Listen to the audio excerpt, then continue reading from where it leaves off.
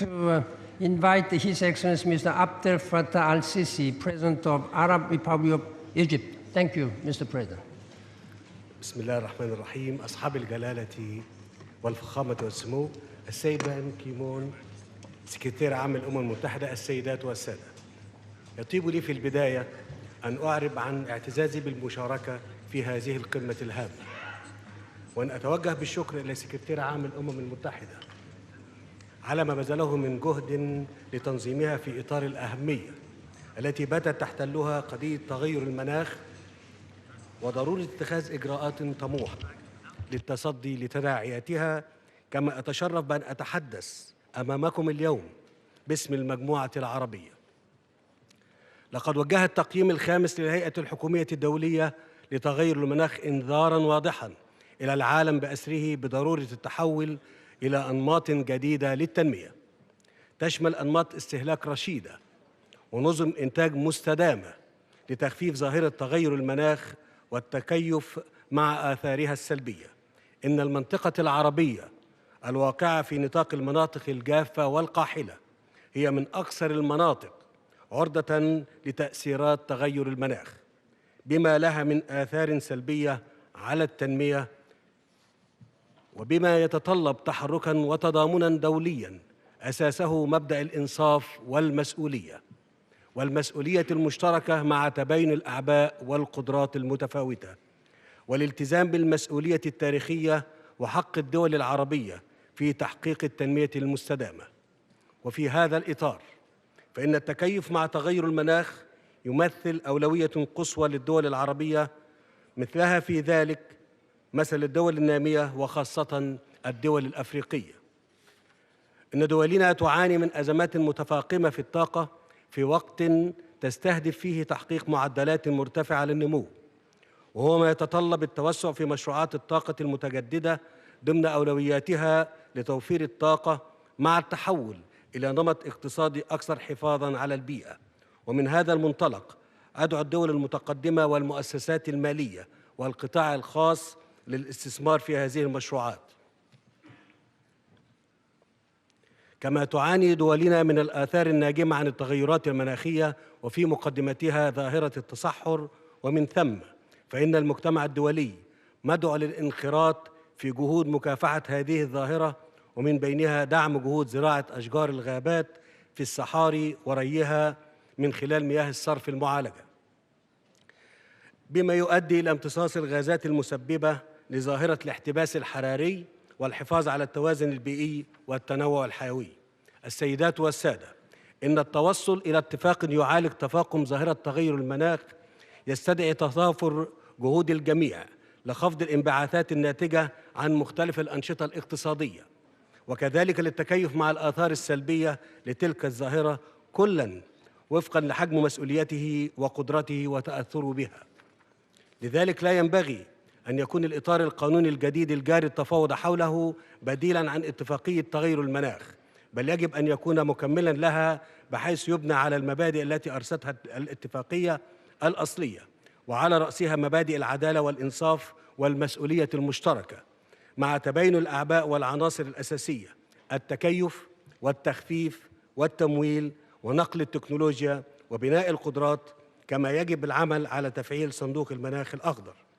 وأجدد من هذا المنبر اليوم التزامنا جميعاً بالتنسيق مع كافة الأطراف للتوصل إلى اتفاق متوازن يحقق مصالح جميع الدول. وشكراً.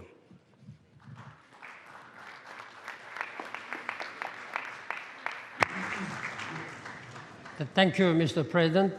شكرا جزيلا Said the President. Thank you very much.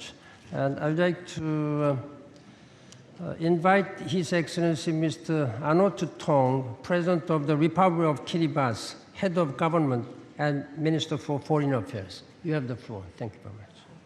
Mr. Secretary General, Excellencies, distinguished guests, ladies and gentlemen. I'm sorry about the voice, but I've been shouting for so long over climate change that I've lost my voice. I wish to begin by expressing my very deep appreciation, Mr. Secretary General, for providing us this opportunity once again to try and seek a path in our struggle to come to terms with the full implications of the challenges posed by climate change to all of humanity.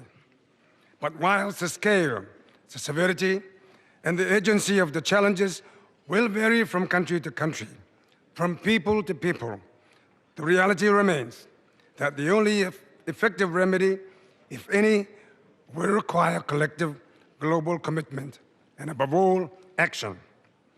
I believe that as a global community, we have achieved considerable progress on the climate change debate since our meeting at Copenhagen in 2009. Much has happened in our erratic and unusual global weather patterns, which together with the most recent fifth assessment report of the IPCC and other collaborating scientific reports clearly indicate that as sensible people, we need to start taking the right measures to prepare ourselves for what is to come. We have all made our individual contributions to the literature on the climate change debate in our eloquent speeches, which we have delivered here in New York and elsewhere over the years, and I'm sure we will do so over the next couple of days. Excellencies, the question now is, where do we go from here? In fact, during the SIDS conference in Samoa, and since, many have asked, mainly journalists, what is it that I expect to come out of this summit or Paris in 2015? My simple answer is always action. Action that would guarantee that the future of our people can be secured. Excellencies, I've just come back from an Arctic expedition, as you can probably conclude. And words could never fully explain the immensity of the system in the Arctic region, or the full implications of the melting of the massive sheets of ice in the Arctic region. One could not fail but to make the direct connection between the melting of such massive amounts of ice and the fate of our low-lying atoll islands on the equator, and indeed, all coastal cities. The visit also brought home to me the global nature of the processes involved in climate change and the impossibility of ever reversing it once it has gone so far. Excellencies, against the foregoing and the background of past statements, which I shall not repeat here, I believe that there is need for genuine commitment and sacrifice if the challenge of climate change is to be addressed. In this vein, we as an ocean state have made a small contribution towards the preservation of one of the greatest natural endowments, the Pacific Ocean. The establishment of Phoenix Islands Protected Area, the second largest marine protected area in the world, which complements the Pacific Oceanscape, an initiative which encompasses other small island nations' marine protected areas. And the Pacific Oceanscape is our Pacific contribution, and with it, a statement to the global community that sacrifices can indeed be made.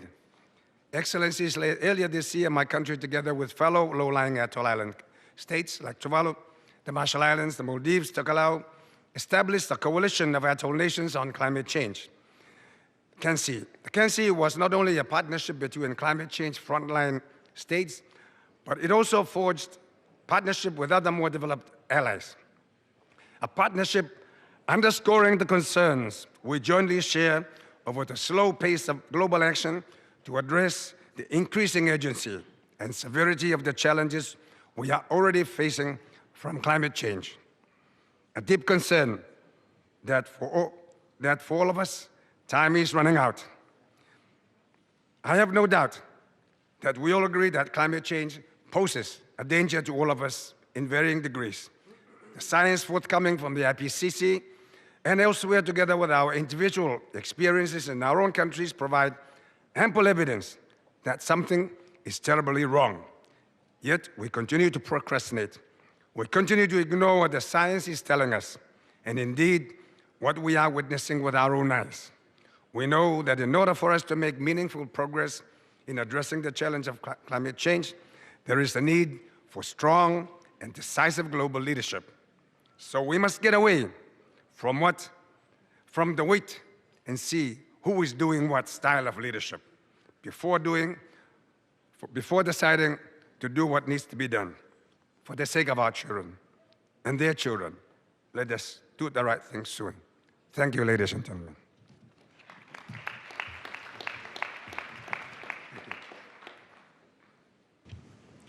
Thank you, Mr. President, for your statement. For those who are skeptics about climate change, I would strongly recommend to visit Kiribati Island, where President Tong and his people lives. I was there a few years ago. You will never forget how serious the climate change impact is to small island developing states.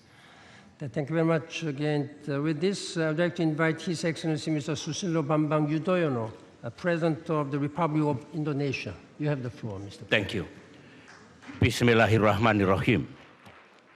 Excellencies, ladies and gentlemen, I am pleased to share with you my thoughts on two key elements of Indonesia's policy on climate change: multilateral cooperations and set of actions at the national level. On multilateral cooperation, I believe that we need to redouble our efforts to conclude a new legally binding agreement for post-2020 climate change framework. I must underline here that the agreement should uphold the principle of equity, covering mitigations, adaptation, and framework for implementation. We must exert our utmost effort to produce a new climate change agreement in Paris next year. On its part, Indonesia has taken a number of strategic measures to address the challenge of climate change. These include, first, Indonesia has voluntarily pledged to reduce its greenhouse gas emission by 26% by 2020. The target will go up to 41% with international support. To better achieve this pledge, we have put in place moratorium for new licenses on primary forests and peatlands since May 2011. Second, Indonesia is resolutely battling deforestation and land degradation. For this purpose, I have, among others, established the Reducing Emissions from Deforestation and Degradation RED Plus Management Agency, which is tasked with improving forest governance. I am pleased to mention that with close cooperation with the government of Norway, we can deliver both the emission reduction and increased welfare for the local people in our forests and peatlands areas. Third, we are now exploring the potential of our blue carbon ecosystem as a carbon sink. This could support the global effort to maintain the temperature increase below 2 degrees Celsius. And fourth, Indonesia has signed the letter of acceptance of the Doha Amendment to the Kyoto Protocol. Excellencies, finally, Indonesia also stands ready to strengthen cooperation with our partners at bilateral and regional level. Partnerships is a must. I thank you.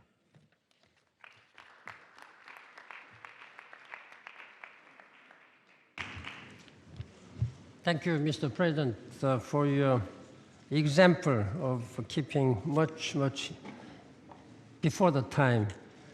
Thank you very much. With this, I'd like to invite Her Excellency President Park Geun-hye of the Republic of Korea. You have the floor, Madam President. Mr. Secretary General, fellow leaders, the climate crisis is real. The Earth is warming.